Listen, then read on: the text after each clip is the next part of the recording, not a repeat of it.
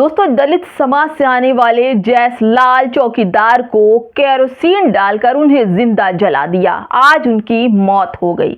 दोस्तों, क्या दलित समाज इंसान नहीं है? क्यों हर रोज दलित समाज मनुवादियों की भेंट चढ़ जाता है? उनकी जरा सी ख्वाहिश के लिए दलित समाज अपनी आहुति दे देता है। आखिर क्यों? सवाल तो यही है। क्या सुरक्षा सरकार की तरफ से बहुजन समाज को मिलेगी? एक छोटा सा बिल आया था यूजीसी। उस बिल के जरिए जरा सा इनको सहारा मिला था कि इस यूजीसी बिल के सहारे इनकी सुरक्षा हो जाएगी, लेकिन तमाम स्वर्ण समाज के लोगों ने इस यूजीसी बिल का विरोध कर इसे वापस करवा दिया। अब हत्याओं का वो दौर बहुजन समाज के साथ चल रहा है, जो अमानवीय व्यवहार के साथ साथ चाहे वो बुजुर्ग हो चाहे वो नौजवान हो, सबकी हत्या दिन दहाड़े हो रही है और सरकार उत्तर प्रदेश की मुंह ताकती रह जाती है। दोस्तों, आज की खबर ही रोंगटे खड़े कर देने वाली है। एक व्यक्ति जो बहुजन समाज से है, उसे जिंदा जला दिया गया। नमस्कार, आप देख रहे हैं बामसेफ न्यूज और मैं हूं आपके साथ शैला।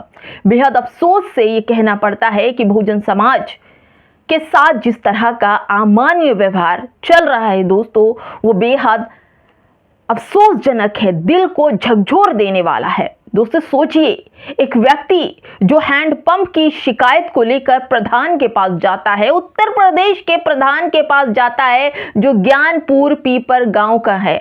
वो व्यक्ति वहां जाता है, प्रधान से कहता है कि हमारे यहाँ के हैंडपंप में पानी नहीं आ रहा है, हैंडपंप खराब है, इसको बनवा दो। तो जो पार्षद हैं, जो उत्तर प्रदेश के अधिकारी हैं, जो नेता हैं, वो जनता का पैसा तो निगल लेते हैं, लेकिन जनता की सेवा करने में इनकी जान जाती है। बेवजह चौकीदार की हत्या कर दी, उसके बेटे ने जिंदा जला दिया। उनसे सवाल पूछने पर, उनसे अपनी समस्याओं को सामने रखने पर केरोसिन का तेल डालकर उन्हें जिंदा जला दिया। सोचिए, एक आग, छोटी सी आग कैसे परेशान कर जाती है और इन लोगों ने किस तरह से एक पूरे व्यक्ति को जिंदा जला दिया।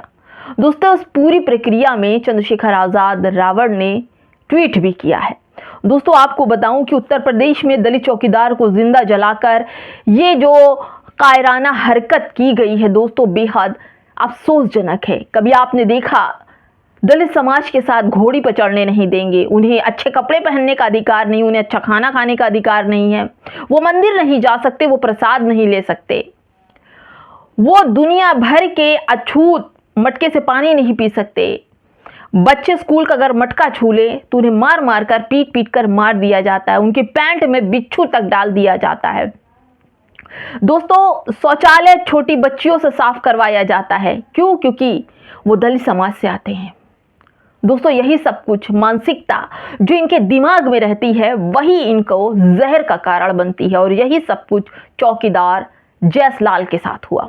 जयसलाल को हैंडपंप खराब होने की समस्या प्रधान को बताना उनके जान का दुश्मन बन गया, क्योंकि पहले से ही इनके मन में जहर भरा होता है दलित समाज के लिए और ये इन्होंने वही किया।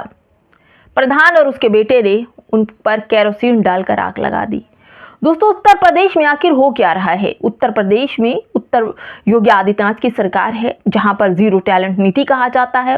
सारे माफिया मिट्टी में मिल चुके हैं, कोई माफिया अब उत्तर प्रदेश में बचा नहीं है, लेकिन फिर भी बहुजन समाज का हत्याओं का दौर जो है, अमानवीय घटनाएं का दौर जो है, वो चलता रहता है।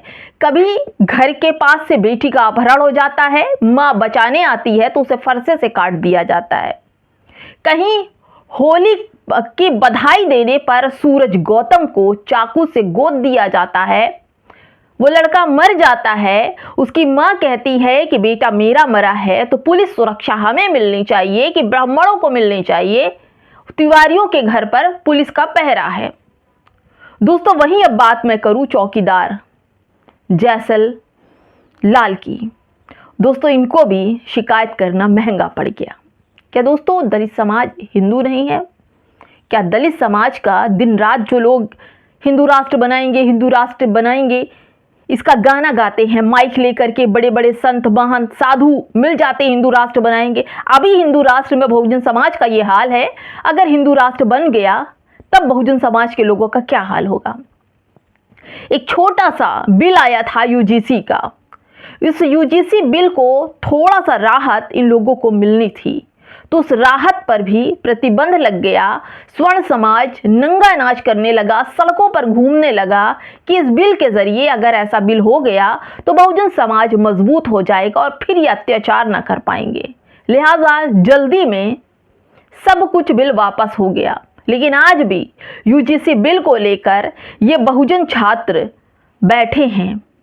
ये कहते हैं कि इस बिल का आना बेहद जरूर। आपको नहीं लगता दोस्तों, जिस तरह की हत्याएं, अमानवीय व्यवहार, कभी गोबर दलितों को खिलाना, कभी उन पर पेशाब कर देना, कभी कथावाचकों को जूती में भरकर पेशाब पिलाना, उनका सर मूंड देना, उनको गोबर खिलाना, दिन दहाड़े चाकू मारकर हत्या कर देना, दिन दहाड़े केरोसिन डालकर हत्या कर देना, ये कहाँ तक जायज़ है?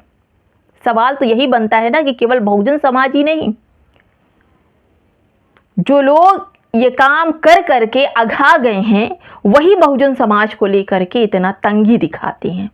बहुजन समाज को मारते पीटते जरा सा भी ये नहीं सोचते कि ये भी हिंदू दायरे में आते हैं। संस्कारी गैंग चीख चीख कर चिल्ला चिल्ला कर मुसलमानों को गालियां देता है, लेकिन जब कोई दलित समाज का व्यक्ति मारा जाता है, जलाया जाता है, या जिनकी बेटियों को अपहरण किया जाता है, माँ को फरसे से काट दिया जाता है, तो ये संस्कारी गैंग दिखाई नहीं पड़ती कहीं।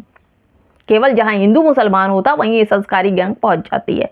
फिलहाल दोस्तों, इस तरह की घटनाएं रोज हो रही हैं। दो दिन में 2 से 4 घटनाएं बहुजन समाज की सामने आ ही जाती हैं। हत्याओं का दौर है और ये उत्तर प्रदेश में है। लखनऊ में सूरज को मार दिया और आज ज्ञानपुर पिपरी का ये किस्सा, जिनको दिन दहाड़े जिंदा जला दिया। दोस्तों, क्या बहुजन समाज की सुरक्षा का सवाल नहीं है? क्या बहुजन समाज के लिए यूजीसी इंपॉर्टेंट नहीं है? क्यों सरकार को इनकी सुरक्षा दिखाई नहीं पड़ती? क्यों जज साहब को इनकी सुरक्षा दिखाई नहीं पड़ती?